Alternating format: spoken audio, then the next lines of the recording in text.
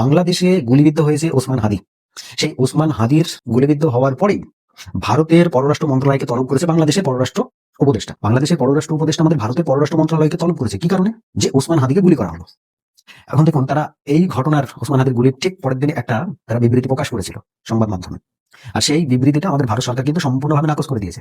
তারা বলেছিল যে এটা বিদেশি শক্তির হাত রয়েছে এবং ভারতের দিকে তারা আঙুল দেখিয়েছিল।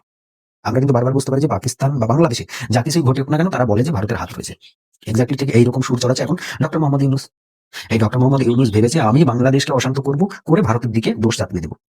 তো রিসেন্টলি যখন আমাদের পররাষ্ট্র মন্ত্রণালয়কে তলব করা হয়েছে, তখন কিন্তু পররাষ্ট্র মন্ত্রণালয় ওখানে গিয়ে সম্পূর্ণভাবে ওদেরকে জবাব দিয়ে দিয়েছে, মুখের উপর জবাব দিয়ে বলে দিয়েছে যে এই ঘটনাতে ভারত সরকারের কোনো দায় দায়িত্ব নেই।